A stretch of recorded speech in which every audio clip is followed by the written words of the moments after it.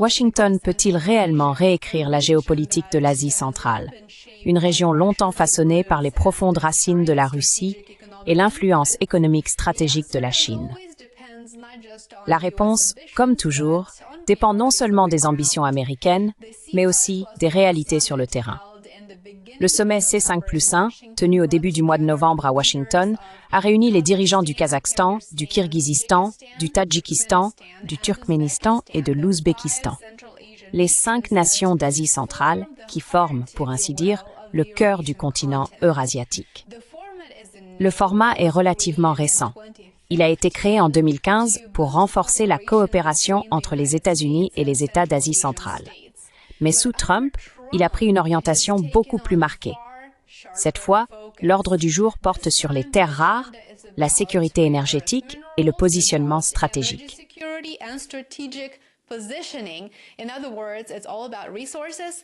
En d'autres termes, tout tourne autour des ressources et du pouvoir, le jeu habituel.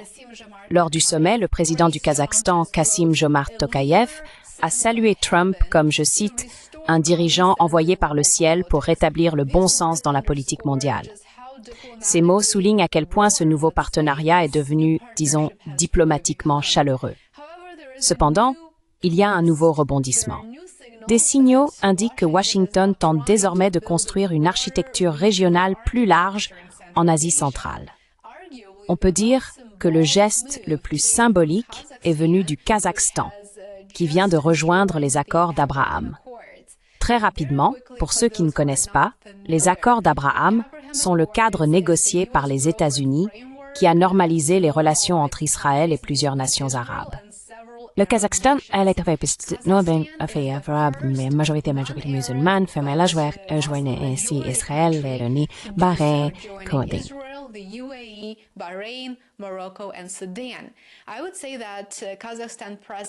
Je dirais que la décision du président Tokayev de rejoindre les accords d'Abraham a surpris beaucoup de monde. Avec le Kazakhstan désormais partie prenante de l'accord, celui-ci s'étend effectivement au-delà du Moyen-Orient, devenant une plateforme de coopération multilatérale qui inclut désormais l'Asie centrale. C'est une victoire pour Washington et pour Israël, sans aucun doute. Et à l'inverse, on pourrait dire que c'est un avertissement adressé à Moscou et à Pékin. La décision du Kazakhstan pourrait aider à expliquer le réseau d'influence américano-israélien à travers l'Eurasie. Elle offre à Washington un nouveau pont diplomatique pour potentiellement contrer à la fois l'Union eurasiatique de la Russie et la nouvelle route de la soie de la Chine. Elle envoie également un message très discret à la Turquie.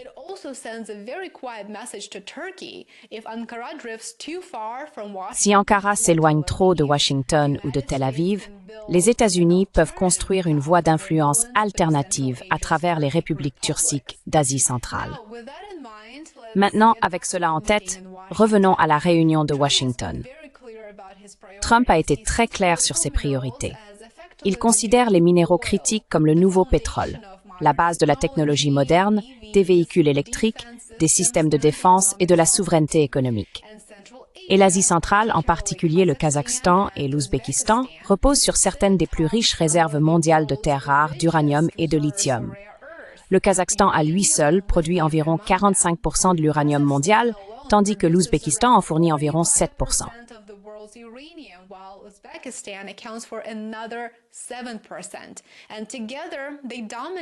Et ensemble, ils dominent le marché mondial dans ce domaine.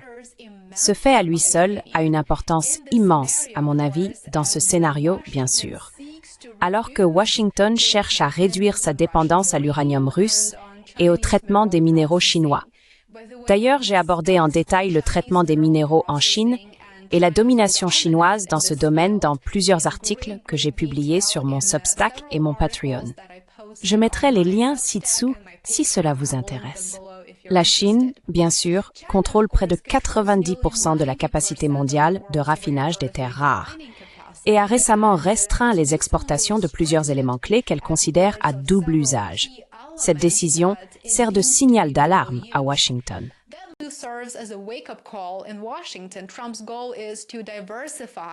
L'objectif de Trump est de diversifier les chaînes d'approvisionnement américaines afin de sécuriser la production nationale et de mettre fin à ce qu'il appelle la vulnérabilité stratégique. L'idée que l'économie américaine dépend trop fortement de ses adversaires pour les matériaux qui alimentent tout, des iPhones aux avions de chasse. Du point de vue de la sécurité des États-Unis, bien sûr, Trump agit de manière parfaitement raisonnable. Le seul problème, c'est qu'il faudra 5 à 8, voire 10 ans pour obtenir des progrès réels et tangibles dans ce domaine. Et d'ici là, Washington devra faire preuve de créativité.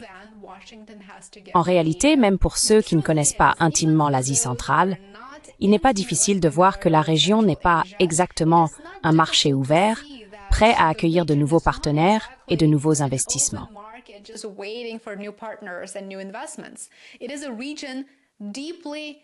C'est une région profondément liée à Moscou et à Pékin.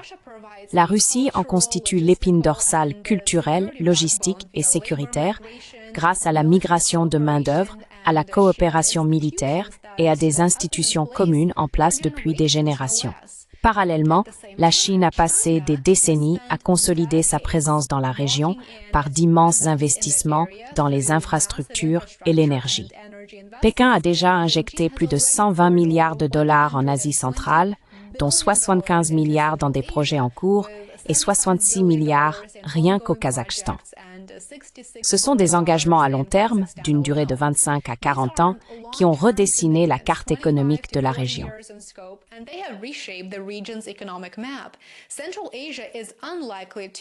Il est peu probable que l'Asie centrale tourne le dos à la Russie ou à la Chine sans que Washington ne fasse preuve d'un niveau extrême d'engagement politique et économique pour répondre à ses intérêts. Ce que, de toute évidence, Washington ne peut pas faire, car ce n'est pas réellement son objectif. Les dirigeants d'Asie centrale savent probablement que Washington n'est pas là pour le long terme et ne restera pas assez longtemps pour tenir ses promesses. Tandis que la Chine et la Russie sont des partenaires fiables et les deux grandes puissances avec lesquelles il faut compter.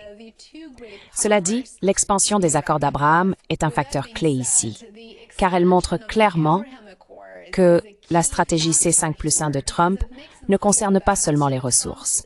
Elle concerne bien les ressources, mais aussi la remise en question des alliances existantes dans la région et, en réalité, une tentative de les redéfinir.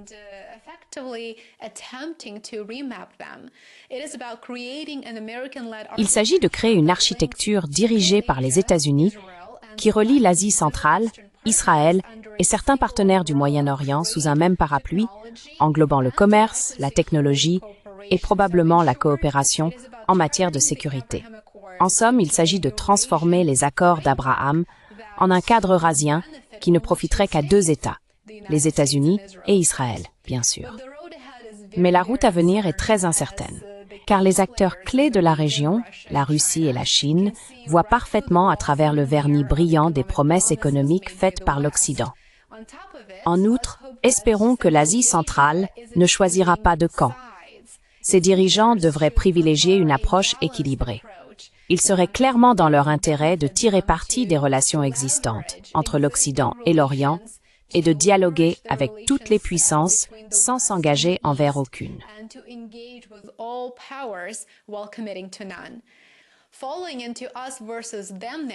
Tomber dans une logique de « nous contre eux » serait une grave erreur, ce qui, j'en suis sûr, est très clair pour toutes les personnes concernées. Pour Washington, il semble que développer des liens économiques avec les États d'Asie centrale serait une option raisonnable, mais tenter d'influencer l'architecture sécuritaire de la région afin de saper les alliances et de modifier sa politique serait aller trop loin. Faites-moi part de vos réflexions sur le sujet. J'aimerais beaucoup connaître votre avis. Commentez ci-dessous. Merci beaucoup d'avoir regardé. Et si vous souhaitez plus de contenu, rejoignez-moi sur Substack et Patreon pour soutenir mon travail. J'apprécie profondément chacune et chacun d'entre vous qui êtes devenus abonnés payants. Merci et on se retrouve ici demain. Prenez soin de vous et passez une excellente journée. Take care and have a great rest of your day.